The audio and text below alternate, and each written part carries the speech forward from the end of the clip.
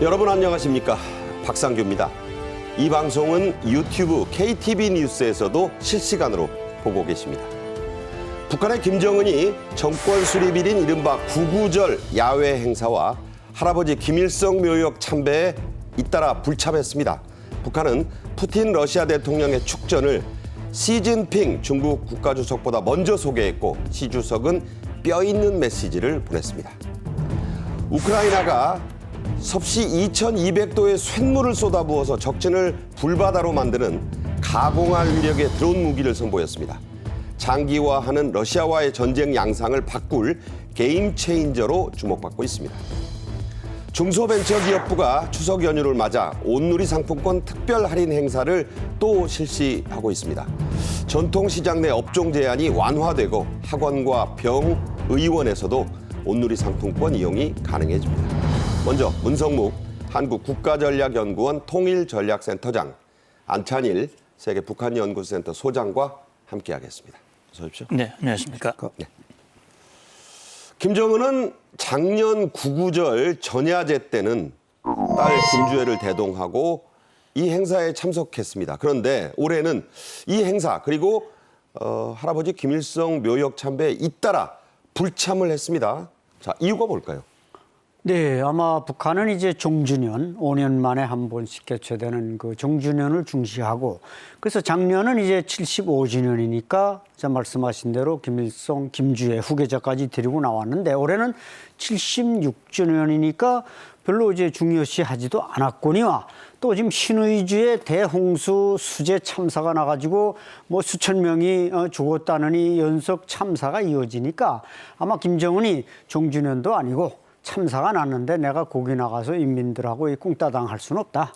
그래서 아마 빠지지 않았는가. 그리고 이제 그동안에 아마 다른 어떤 군수공자이나 군부대. 그래서 이번 그 연단에도 보니까 군 장성들이 싹 줄어들고 나오질 않았습니다. 그러니까 별판들이 안 보였다고요? 별판들이 다 김정은을 따라서 다른 데로 휘휘 돌아다니고 그냥 뭐 힘없는 저 내각 총리 김덕훈이만 나와서 뭐 연설하고 그래서 대단히 좀 초라해 보였습니다. 네. 김정은은 전에도 수해 때문에 이 구구절 행사에 불참한 적이 있었죠? 네, 그렇습니다. 2020년이 되겠습니다만은 그때도 무슨 그 태풍이 올라와가지고 이 마이삭이라는 태풍이 올라오니까 그걸 뭐 핑계로 몇 군데 이제 수해 지역을 돌아본다 그러면서 참석하지 않았는데 그것 역시 일종의 핑계이고 뭐 꺾어지는 해가 아니니까 내가 뭐 나가서 거기서 이렇게 피곤하게 앉아 있겠냐 이런 생각으로 다른데 좀 피해 현장 돌아다니면서 안 했는데 이것도 역시 전체주의 체제에서 뭐 자기가 독재적 하고 싶은 대로 하는 거니까 그때도 그런 일은 있었습니다. 네. 자, 압록강의 수해 지역에 북한의 군수시설들이 밀집해 있다는 것도 그래서 타격을 많이 받았고 자 그런데 신경을 잔뜩 써야 되는 것이라는 해석도 있는데 어떻게 보셨어요? 예, 전 그 말씀에 공감을 합니다.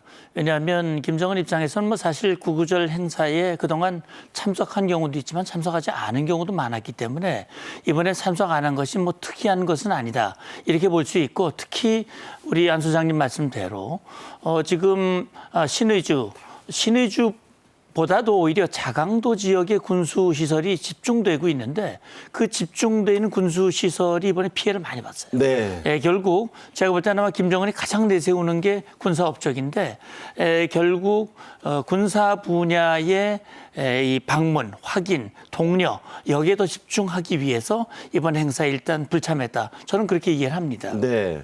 자, 이런 와중에도 북한은 닷새간 매일 오물풍선을 우리 측으로 띄워 보냈어요. 1,300개에 이르는 오물풍선들이 우리 측으로 날아왔는데 자, 뭘 노리고 이런 걸까요? 예, 그러니까요. 지금 5월 말부터 벌써 이제 5월 말, 6월 말, 7월 말 우선 한 4개월 이상 됐지 않습니까?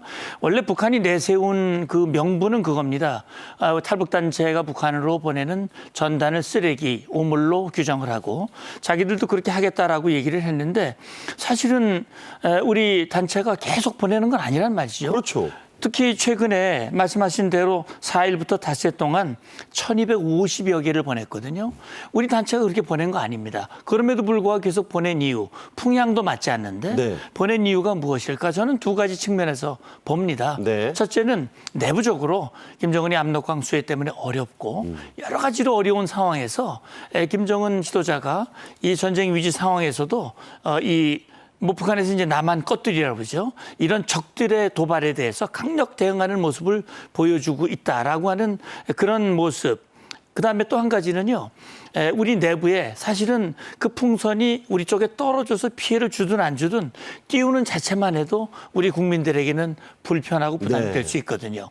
그걸 통해서 국론을 분열을 시키고 지금 윤석열 정부가 추진하는 이 정책에 대한 이 어떤 제동을 걸고자 하는 것인데 지난 8월 15일 윤석열 대통령이 경축사에서 통일 독트린을 발표했습니다. 그렇죠. 자유통일을 강조했고 특히 거기 핵심은 북한 주민들의 정보 접근권을 얘기를 했어요. 이건 전두환과 연관되거든요. 네. 자기 말로는 못하지만 쓰레기 풍선을 보내면서 거기에 대한 반발, 이걸 보여주는 것이 아니라는 해석도 가능할 것 같습니다. 말씀하신 대로 5월, 6월, 7월에도 비슷한 도발의 반복 패턴이 나왔어요. 예, 그러니까 이제 오물을 날려보내고 탄도미사일을 쏘고 이런 것이 5월, 6월, 7월 반복됐거든요.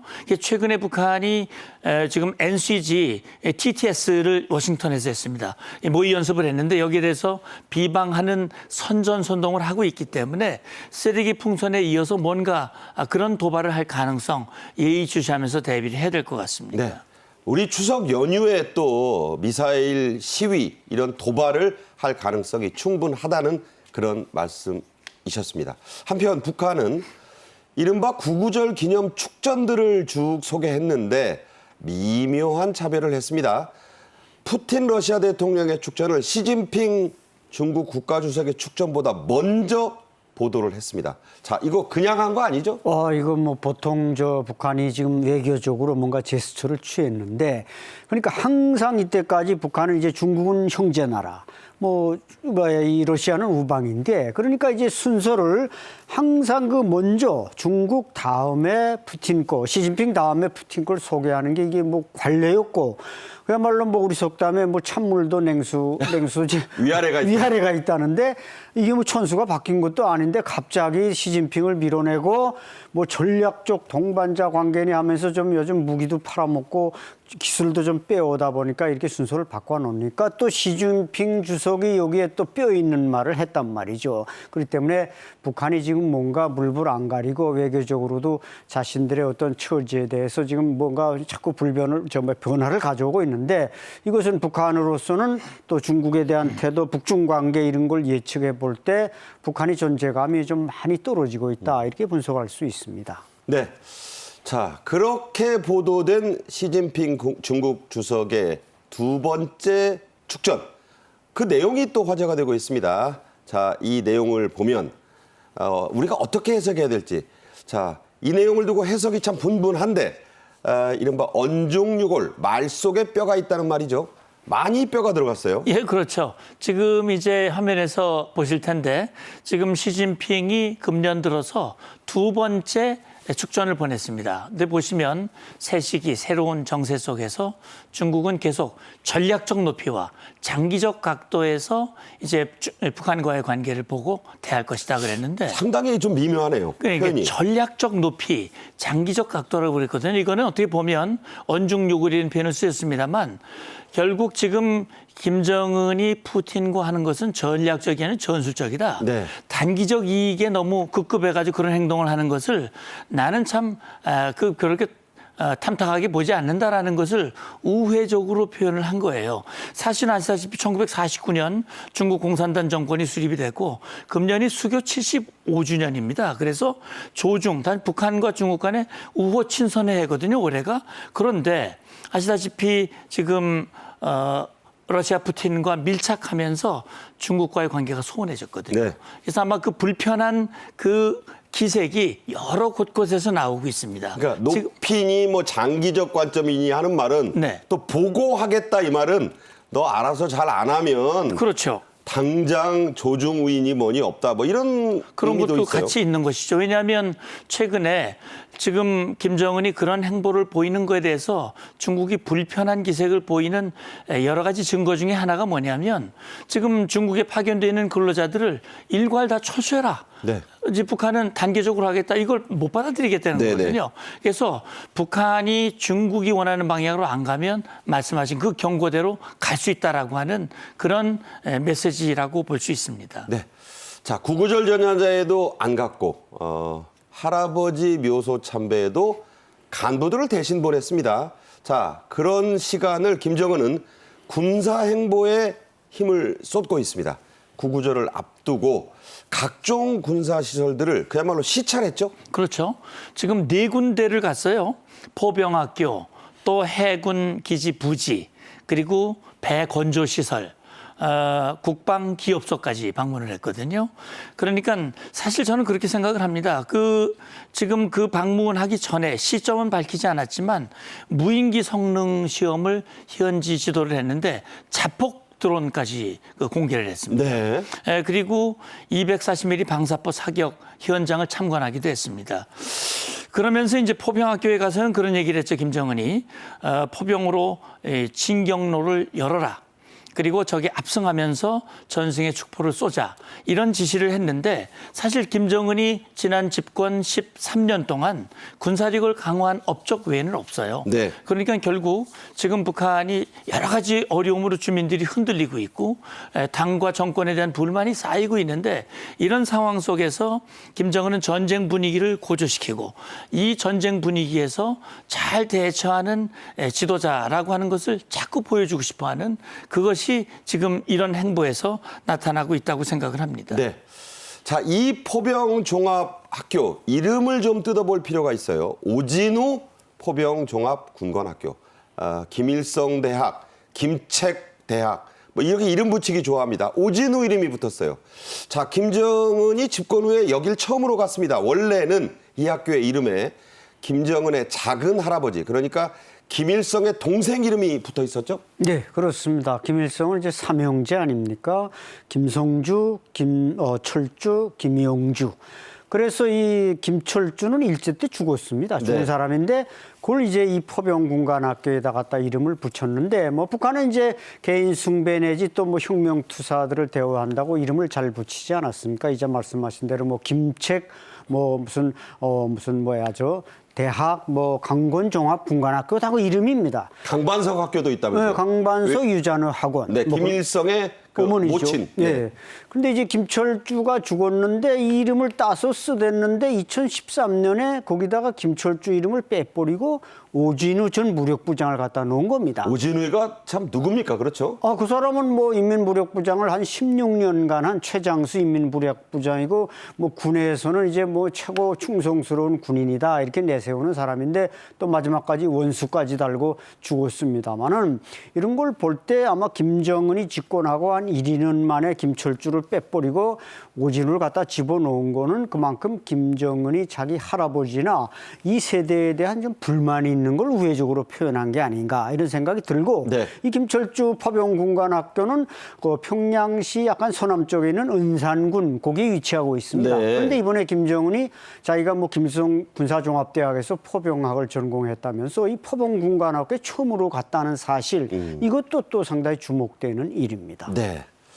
자, 북한 매체들은 소위 12축 바퀴로 보이는 신형 이동 발사대를 8일 공개했습니다.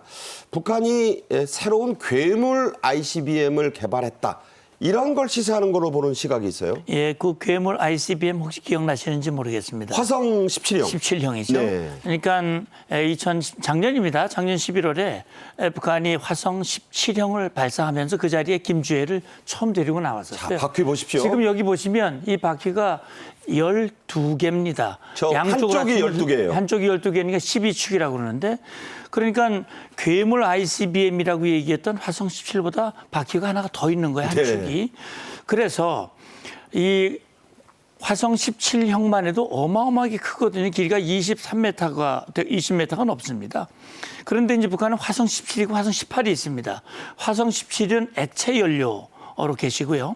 화성 18은 고체 연료이기 때문에 화성 18이 더 진화된 ICBM, 대륙간 탄도미사일이지만 더 가벼워 9축입니다. 근데 12축이라고 하는 것은 그만큼 로켓이 무거워진다는 얘기거든요. 그렇죠.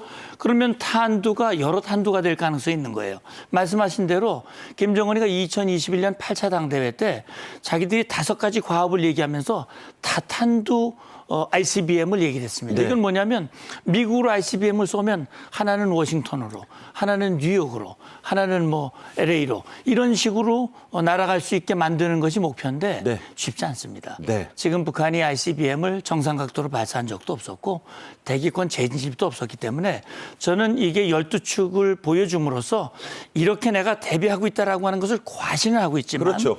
이런 역량을 구비하기에는 조금 시간이 더 걸릴 것이다 네. 라고 하는 것이 제 판단입니다. 그러니까 저 바퀴에 손을 얹고 봐라. 저게 이제 북한 내부용이지만 사실은 미국이나 우리나라를 향해서 네. 자, 이거 봤지. 이런 의미가 있다는 말씀이네요. 그렇죠. 결국 ICBM은 미국을 향한 것이거든요.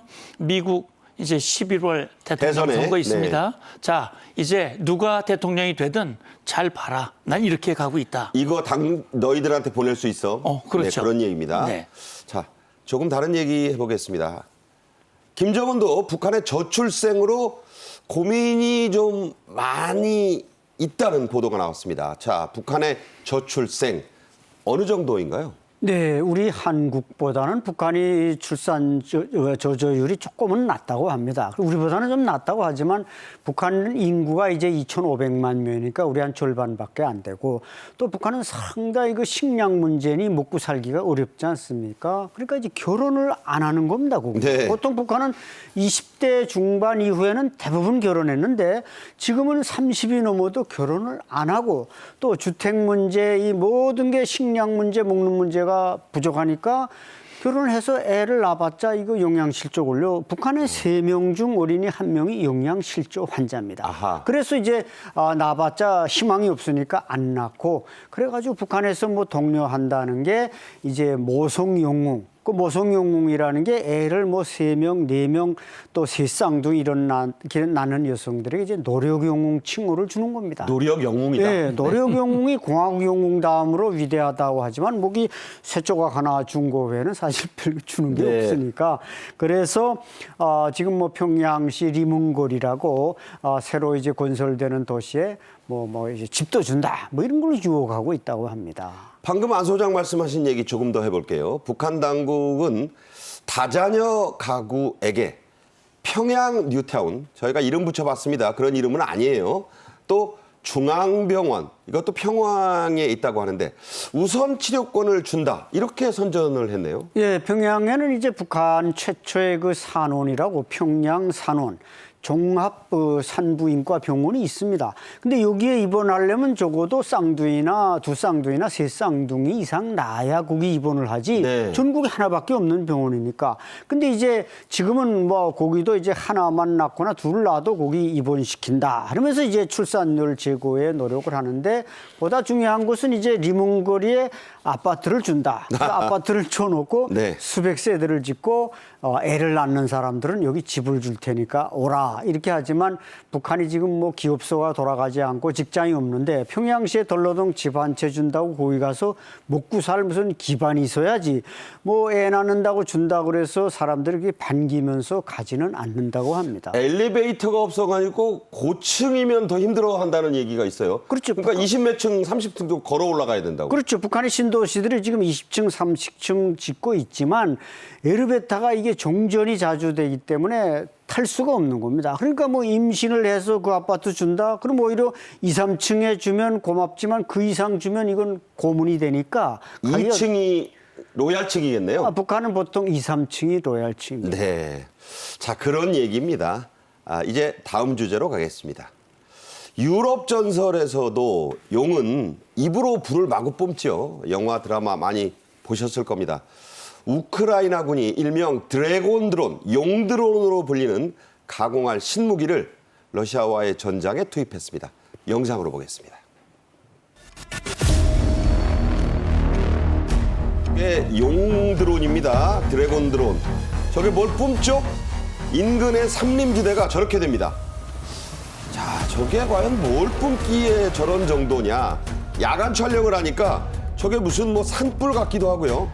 용암지대를 보는 거. 자, 저거 좀 더 낮에 확실하게 보여드립니다. 뭔가 지금 액체형 그 뿜어대고 있습니다. 길 쪽 닿은 곳마다 전부 이렇게 불바다, 초토화가 되고 있습니다. 대단하죠? 네. 자, 이름이 테르밋입니다. 일종의 뜨거운 쇳물을 투하하는 건데 적진을 보신 대로 불바다로 만들고 완전히 초토화시키는 모습입니다. 자, 구체적으로 좀 설명해 주세요. 예, 그러니까 이제 저 지금 보신 저 드론을 드래곤 드론, 그러니까 용 드론이죠. 용 드론이에요. 예, 용 입에서 불을 뿜는 그런 용 드론인데 말씀하신 대로 저기 뿌려지는 이 쇳물이 테르밋이라고 합니다. 이 테르밋은 알루미늄과 산화철이 혼합된 것인데 이게 이제 적진에 투하를 시키는데 사실은 저기다 불바다가 되지요. 근데 저게 물리적인 그런 그 위력뿐만이 아니라 주는 심리적 위력이 어마어마하다. 하늘에서 저기 쏟아지잖아요. 예, 그러니까 뭐 굉장히 두려움을 주는 거죠. 그러니까 러시아군이 주둔하거나 또는 숨어 있는 주둔지 산림지를 저공 비행하면서 저 테르밋, 저 불, 이 어떤 불꽃을 이 불을 이 살포하면서 불바다를 만드는 것이죠. 온도가 최고 2200도씨. 예, 2200도씨에서 연소하는 특殊물질이기 때문에 2200도면 쇳물도 다 녹는 거거든요. 그렇죠. 거기에 닿는 것은 모두 다 불타버린다. 이렇게 생각하면 되는 것이죠. 거의 모든 것을 소화시키는 그런 이 소위탄을 뿌리는 겁니다. 네. 자, 이 무기는 과거 베트남전에서 미군이 써서 악명을 아주 날렸던 네이팜탄이라는 게 있잖아요. 불바다 만듭니다. 그것도 영화에서 많이 보셨을 거예요. 그보다 훨씬 아주 가공할 위력, 버금가는 위력이 아니냐 이런 얘기 나옵니다. 이걸 쓰는 우크라이나군이나 당하는 러시아군 모두 공포심을 표출하고 있죠? 네, 그렇습니다. 우리 문 장군님께서 잘 설명해 주셨지만 저것은 이제 직접 맞으면 그야말로 뭐 몸뚱아리가 다 불바다가 되지만 이제 구역을 설정해서 저 테르넷이 이제 구역을 설정해서 쭉 둘레 용처럼 뿌려버리면 그 안에 있는 사람 다 불이 타서 이제 화염에 의해서 진지가 파괴되고 군인이 죽는 겁니다. 생각하기도 싫죠. 그렇죠. 끔찍하죠. 그러니까 과거 포사격도 이제 소구역을 설정해서 거기 집중적으로 포사격을 해서 이제 방사포가 그거 아닙니까? 북한이. 근데 저런 드론이 등장을 하면은 지금 북장이나 무기체계나 이런 데서 완전히 지금 19세기 무장을 한 북한군으로서는 초토화될 수밖에 없는 저런 아주 위력한 신형 무기입니다. 네. 자, 이 테르밋 이게 신무기라고 말씀드렸는데 드론으로 만든 게 신무기고요. 이 테르밋 자체는 원래 1차 세계대전에서부터 쓰였다고 합니다. 예, 그러니까 테르밋이 미치는 그 위력, 그 치명적인 위력 때문에 사실은 민간 표적에는 사용하지 못하도록 그렇게 지금 하고 있습니다. 법으로 금지하는 건 아니지만 그래서 지금 우크라이나 군이 이 지금 드래곤 이 드론을 지금 쓰고는 있습니다만 러시아군도 이미 사용을 했다라는 주장이 이미 제기가 되고 있습니다. 말씀하셨듯이 이거는요. 기록에 보면 1890년대에 독일 화학자가 이걸 발견했다는 거예요. 그래서 원래 용도는 철로를 용접할 때 쓰던 그런 물질이라고 합니다. 그건 아주 유용할 것 같아요. 유용한 건데, 그러니까 다시 말하면 실제 그런 건설에 사용됐던 그런 물질인데 이게 이제 1차 대전 때 투입이 된 겁니다. 벌써 100년 전에 사용이 된 거니까 사실은 신무기라고 보기에는 이제 오래전에 이미 사용이 됐는데 그때 당시에 독일이 영국의 이 테르밋 폭탄을 이제 투하를 한 겁니다. 영국 상공에서 떨어뜨렸죠. 예, 상공에서 떨어뜨렸고 2차 대전 때는 독일군 연합군도 사용을 했다고 그럽니다. 다 이미 사용했던 무기인데 예. 저걸 저공 비행 드론에 실어 날린 게 이번에 처음이죠. 이번이 처음인 겁니다. 그러니까 이게 굉장히 어떻게 보면 인체에 치명적인 영향을 준다는 거예요. 그래서 만약에 인체에 노출이 되면 소위탄에 노출이 되면 사고도 화상을 입게 될 뿐만 아니라 근육, 인대, 신경, 혈관, 뼈까지 네. 녹이는 거기 때문에 민간인에게 사용하지 못하도록 그렇게 돼 있습니다. 네. 자, 우크라이나는 최근 드론과 미사일을 결합한 신형 무기 팔랴니치아도 공개했습니다.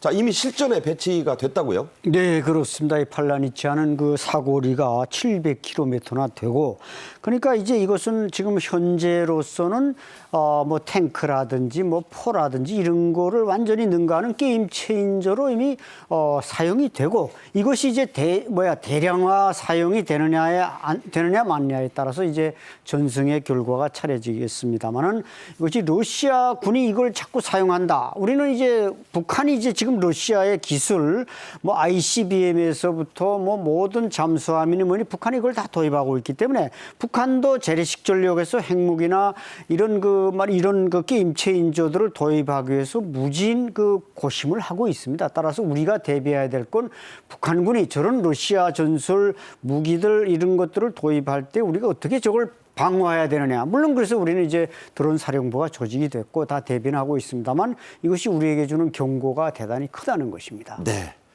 바로 타산지석의 예로 우리가 삼아야 되겠다는 말씀인데, 자, 이처럼 현대전은 원격 무기, 멀리 수백 킬로미터 바깥에서 조종하고 드론으로 지금 싸우는 양상으로 빠르게 바뀌고 있습니다. 자, 우리 군의 대비 어떤가요? 예, 그러니까 말씀하신 대로 지금 드론이 이 대세가 된 그런 전쟁 양상이 우크라이나에서 또 중동에서 지금 전개가 되고 있거든요. 특히 2년 전에 북한 드론이 서울 상공까지 침투한 적이 있었습니다. 있었죠. 무인기가요. 그래서 한국도 이 드론에 대해서 우리가 아주 선도적인 국가는 아닙니다. 그러나 후발 국가지만 지금 이제 스텔스 드론은 적 레이더에 포착이 되지 않는 스텔스, 그다음에 소형 드론, 다시는 백팩에도 담아가지고 날려보내서 적에게 이 중요한 지역을 자폭 드론 형태로 타격할 수 있는, 그러니까 병사들이 하나씩 다 짊어지고 가는 짊어지고 거예요? 다닐 수 있는 그런 드론을 지금 개발을 하고요. AI 기술에 접목을 해가지고 정말 최신형 드론을 발전시키고 있습니다. 이번에 말이죠, 한미 을지 자유의 방패 연습이 있었거든요. 이 방패 연습 때 드론 작전부, 이제 작전사령부가 창설이 돼가지고 처음으로 이번에 이 연합훈련에 참가를 했습니다.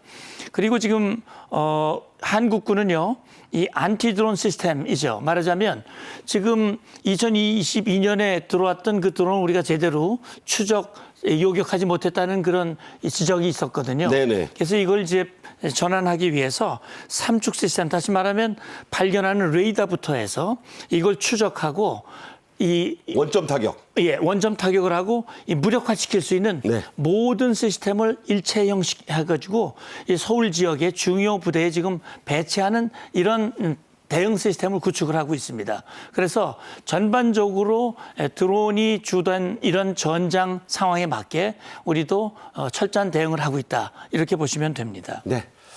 자, 지금까지 문성목 센터장 그리고 안찬일 소장 모시고 말씀 나눴습니다. 잘 들었습니다. 감사합니다. 고맙습니다. 네. 정부가 발행한 온누리 상품권이 사흘 만에 모두 팔려서 추가 판매에 들어갔습니다. 전통시장 사용폭이 커졌고 학원과 병의원은 물론이고 동물병원에서도 쓸 수 있는데요. 먼저 영상으로 보겠습니다.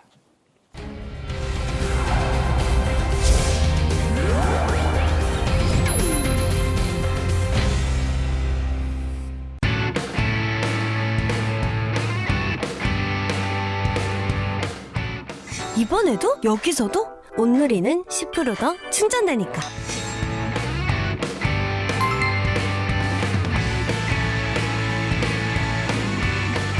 명절 앞두고 이제 수산물 환급 행사도 진행하고 있고요.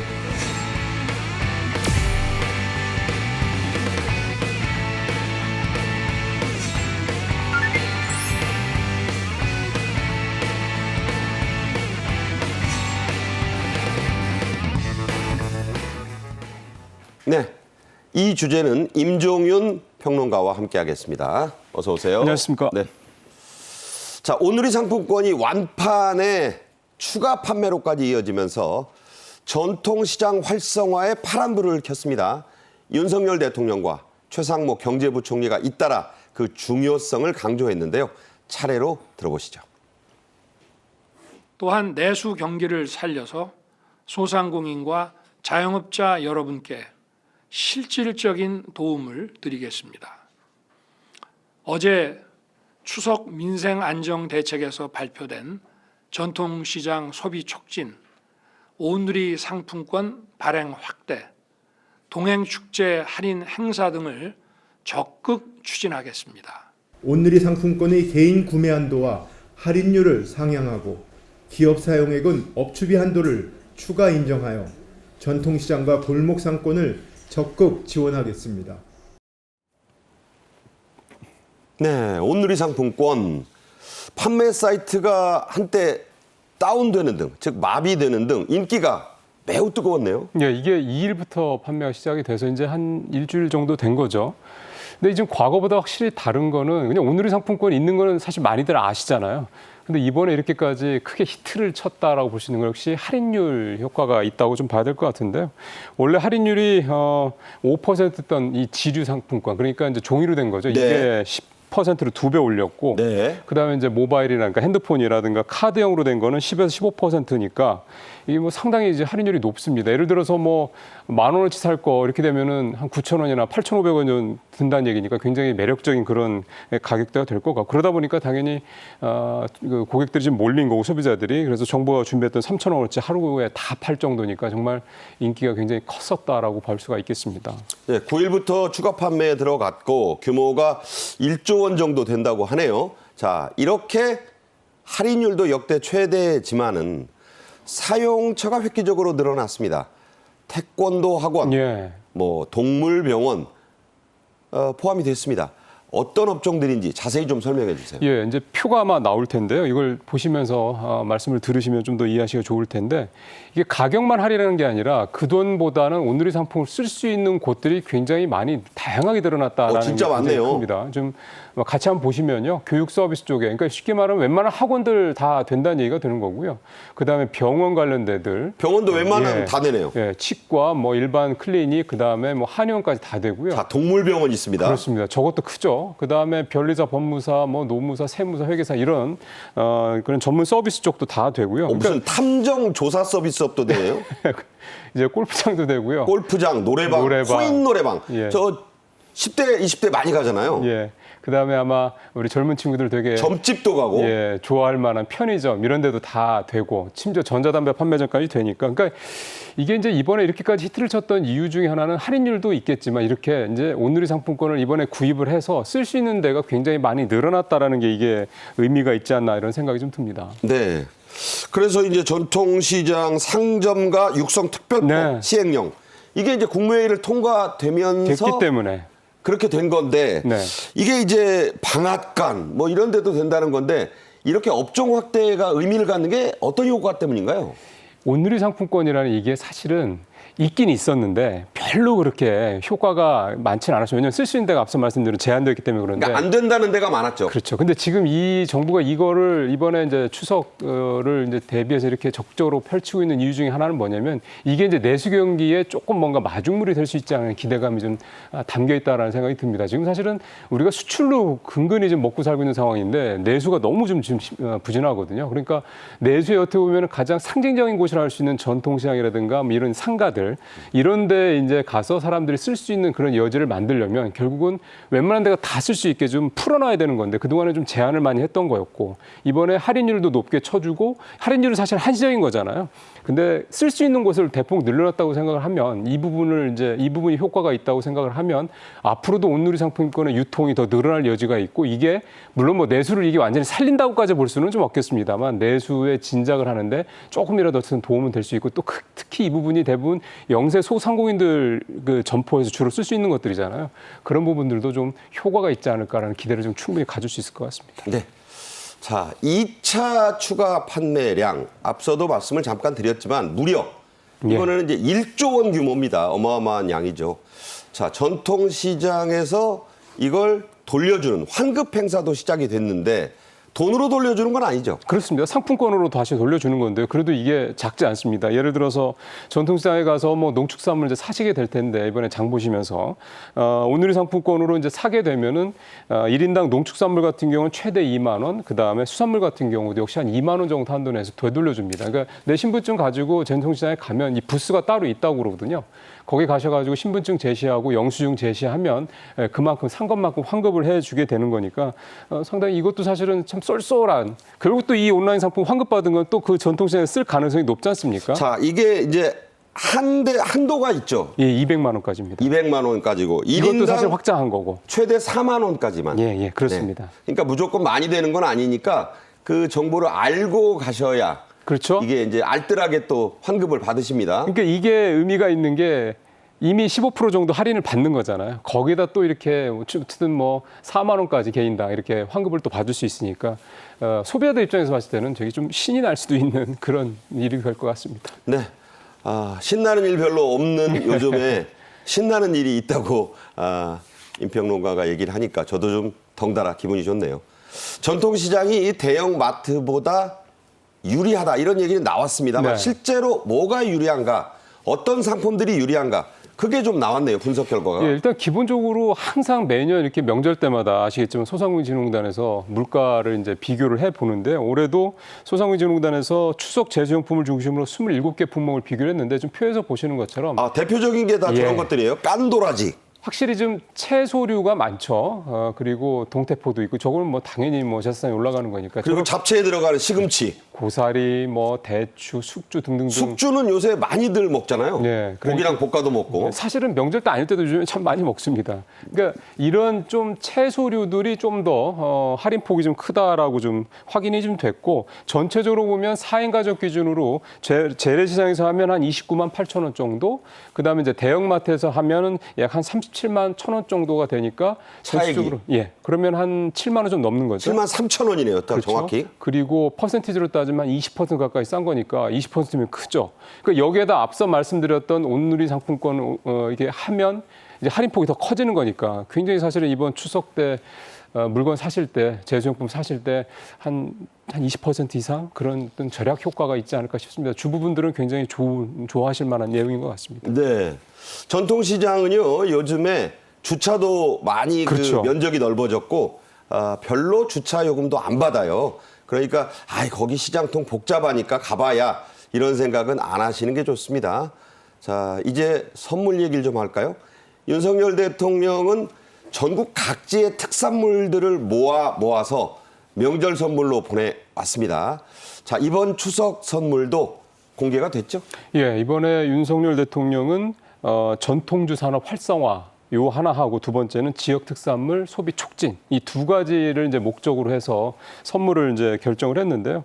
경남 진주의 도라지 약주, 그다음에 경남 거제 유자 약주, 그다음에 이제 충남 보은 여기 보은이 사과로 유명하지 않습니까? 네. 그래서 사과 고추장. 그다음에 약주는 도라지로 담고 고추장을 사과로 담는다는데 맛을 잘 모르겠네요. 아무래도 사과가 당분이 높기 때문에 설탕 대신 사과를 넣는다는 점에서 이게 건강 또 장이 될 것 같다는 생각도 좀 듭니다. 특이한 게 핸드크림을 두 가지로 만들었다고 예. 하는데 매화, 지금 청귤. 그렇습니다. 올해 상반기에 우리나라 이 화장품들 특히 K-뷰티라는 이름으로 해외 수출 굉장히 많이 되고 있습니다. 지금도 수출은 괜찮고요.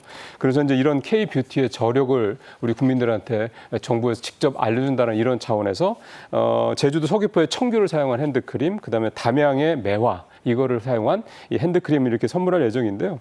이 대통령의 선물이라는 건 좀 전에 윤석열 대통령이 이번에 선택한 선물에서도 말씀을 드렸다시피 여러 가지 정무적인 이유도 좀 있고 그다음에 대통령의 성격이나 취향 같은 것도 좀 담겨 좀 있고 그러거든요. 그래서 옛날에 전두환 대통령 전 대통령 같은 경우 인삼을 많이 선물했고 네. 김영삼 대통령은 경상남도 이제 멸치. 남양주잖아요. 그래서 멸치. 김 대통령은 또 전라도 쪽에 출신이시니까 또 김 이렇게 했었고 노무현 대통령이 지역 화합 차원에서 전국에 이런 어떤 민속주. 이번 윤석열 대통령이랑 좀 비슷하죠. 전통주니까 그런 거. 박근혜 전 대통령은 각 지역의 특산물을 이렇게 한데 모아놓은 그런 선물 세트, 모듬 선물 세트라고 할까 이런 걸 또 되게 좋아했다고 합니다. 네. 나는 저 선물 세트 못 받았는데 이렇게 생각하시면 안 됩니다. 이거는 하나의 대통령의 추석 선물 세트, 명절 선물 세트가 보여주는 여러 가지 경제 정무적, 사회적 의미가 있기 때문에 소개를 드리는 겁니다. 자, 윤 대통령의 추석 선물이 건네지는 아주 특별한 분들이 있죠? 예, 아무래도 이제 국가 발전, 또 사회 발전, 또 국민들을 위해서 뭐 본인을 희생하거나 헌신한 분들, 또 원로분들, 제복, 영웅, 또 그분들의 유가족 이런 분들이 기본적으로 이번에 좀 많이 포함이 됐고요. 그다음에 사회적 배려계층 당연히 또 포함이 됐고 이번에 또 특이한 거는 표에도 나옵니다만 이 체코 원전 수주 유공자분들이 또 특별하게 24조 원대의 그렇죠. 수주를 앞두고 있으니까. 예, 그런 분들이 이렇게 돼서 굉장히 좀 더 의미를 담아내고 있고 이분들한테 앞서 말씀드렸던 지역 전통주, 그다음에 화장품, K뷰티 화장품 이런 것들을 이제 선물을 하기로 좀 계획이 돼 있습니다. 네. 자, 이제 보건복지부의 일일 브리핑 얘기를 해드리겠습니다. 보건복지부가 매일 일일 브리핑을 통해서 현황을, 응급실 현황 등을 알려주고 있지요. 이번 추석 연휴에 문을 여는 병원과 의원들의 현황도 발표가 됐습니다. 직접 들어보겠습니다. 각 시도에서 신청받은 결과 이번 추석 연휴 기간에 문 여는 당직 병의원은 잠정적으로 일평균 7,931개소로 예상됩니다. 이는 2024년 설 연휴 당직 병의원이 일평균 3,643개소였던 것과 비교하면 약 2배 이상으로 크게 증가한 수준입니다. 이번 추석 연휴에 문을 여는 병원과 의원들 숫자는 의정 갈등이 시작되기 이전인 지난 음력 설보다 오히려 늘었네요. 예. 이 시간에, 이 자리에서도 한번 말씀드린 적이 있었지만 되게 걱정을 많이 했던 부분입니다. 지금도 사실은 응급실 상황들이 위태위태하다는 얘기가 많이 나오고 있는 상황에서 이런 상황에서 만약에 이 명절에 이렇게 긴 연휴 기간 동안에 무슨 문제가 생기면 나 어떡하나 또는 내 가족들 어떡하나 이런 걱정하실 분들 많으셨을 텐데요. 복지부가 좀 전에 이제 정책실장 브리핑에서도 나왔습니다만 각 시도에서 이번 연휴 기간 동안 명절 기간 동안에 이제 문을 열 병의원들 확인을 해 보니까요. 말씀하신 대로 당직 병원이 하루 평균 7,900여 개가 되어서 이게 말씀하신 대로 설 연휴 때에 비하면 2배 이상 많았습니다. 그때 3,600개 조금 넘었거든요. 그때보다 2배 이상 많이 문을 여는 것으로 일단 보고가 돼서 일단은 큰 걱정은 우리 국민들께서 좀 더 하셔도 될 것 같고요. 또 추석 당일날 문을 여는 병의원도 설 때보다 10%가 증가한다고 하니까 당일날 이제 이동을 많이 하지 않습니까? 그렇죠. 송묘도가 이러시느라고 그때 혹시라도 뭐 사고가 나거나 이랬을 때 다치시더라도 이제 인근 응급실을 잘 찾아보시면 올해는 그렇게까지 걱정하시지 않아도 될 것 같다는 생각이 좀 들고요. 그다음에 이제 추석 연휴 기간 동안에 사실 이렇게 생각했던 것보다 훨씬 더 많은 병의원들이 이렇게 참여를 하기로 했기 때문에 정부가 이제 이 부분에 대해서 굉장히 고맙다, 감사하다 이렇게 표시도 했고. 그럼 왜 이렇게까지 늘었냐는 부분을 또 살펴볼 때 이제 이런 의료진들의 그런 헌신에 대한 그런 희생 정신도 물론 있겠습니다만 정부가 사실은 이제 선제적으로 인센티브를 좀 굉장히 좀 강하게 잘 제시를 했습니다. 뭐 이제 수가도 굉장히 국무회의에서 많이 대통령이 말씀했지만 예. 3.5배를 이번에 좀 올려주겠다 예. 이런 얘기 했잖아요. 예, 그거를 좀 제가 좀 살펴보니까 추석 진료 건강보험 수가 이게 기존에 30% 추가로 가산해줬었거든요. 이거를 50%까지 그러니까 20%포인트나 더 높였고요. 그다음에 응급의료센터, 권역별 응급의료센터라든가 전문 응급의료센터의 전문의 진찰료도 150%를 가산해주기로 했습니다. 그러니까 네. 전체적으로 상당히 좀 가산율을 높였다라는 인센티브도 이번에 효과를 발휘했다 이렇게 볼 수 있겠습니다. 중요한 건 환자들의 이 안위와 건강을 생각하는 의료계의 동참이 좀 절실한 그런 시점입니다. 대통령실은 정부와 여야가 먼저 의대 정원 문제 또 현재의 의료 사태 해결책을 협의해 들어가겠지만 의료계의 참여를 좀 종용하고 설득하는 게 최우선이다. 이런 입장을 밝혔네요. 예, 왜냐하면 사실 근본적인 해결 때문에 그렇습니다. 이번에 그러니까 추석 연휴 때는 다행히 정부의 인센티브 때문이든 의료진의 어떤 헌신이든 이런 부분 때문에 크게 걱정은 하지 않아도 될 정도로 당직 병원들이 이제 많이 생겨서 다행이긴 한데 근본적으로는 이 의료 파업 문제를 해결하려면은 결국은 이제 대화에 나서야 되는 거거든요. 또 최근에 이제 여당인 국민의힘 쪽에서도 뭔가 이 여야 의정 협의체를 구성을 하자. 그렇게 이제 의료계들이 좀 설득에 나선 상황인데 대통령실에서도 대통령이 직접 응급의료 체계 점검을 만전을 기해달라라고 강조한 이런 측면이 반영을 해서 적극적으로 나설 얘기고요. 다시 한번 의료계를 설득하겠다 이렇게 얘기를 하고 있습니다. 또 이런 거 관련해서 이번 주에 응급의료 관련된 종합 대책을 또 브리핑할 계획이기도 하고 내용도 좀 봐야 될 것 같고요. 근데 사실 이제 이거 이렇게 얘기를 하면서 대화를 설득을 하면서도 사실 의료계에서 요구한 게 또 있지 않습니까? 이게 두 가지인데 하나는 보건복지부 장차관을 경질하라. 네. 이 부분. 그다음에 또 하나 내년도 의대 정원 이걸 증원하는 거 이걸 철회하라. 이 두 가지 부분에 대해서는 다시 한번 그거는 이제 받아들일 수 없다라고 명확한 입장을 확인했습니다. 교육부 입장이 나왔어요. 그러면. 사실은 이미 수시 모집이 그렇죠. 접수가 시작됐는데 수많은 그 학부모, 수험생들, 반수생, 예. 직장인, 뭐 응시자들 다 어떡하란 말이냐. 그렇죠. 무리한 요구다. 네. 그런 얘기가 분명히 있었고 인사에 대한 것은 아직 고려하지 않고 있다. 또 대통령의 고유 권한이니까 인사는 그런 부분도 분명히 작용하는 거고요. 네. 자, 모든 것은 설득의 문제입니다. 또 그것을 받아들이는 측의 문제입니다. 제발 사람의 생명을 담보로 했다는 얘기만은 좀 안 들어야 되지 않겠습니까? 지금까지 임종윤 평론가였습니다. 고맙습니다. 수고했습니다. KTV 유튜브 채널로도 실시간으로 방송되는 이 정책인 이슈는 월요일부터 금요일까지 매일 5시 반에 다시 방송이 됩니다. 또 유튜브 다시 보기로는 언제든 보실 수 있습니다. 많은 구독과 시청 부탁드리고요. 저는 내일 오후 1시에 또 찾아뵙겠습니다. 감사합니다.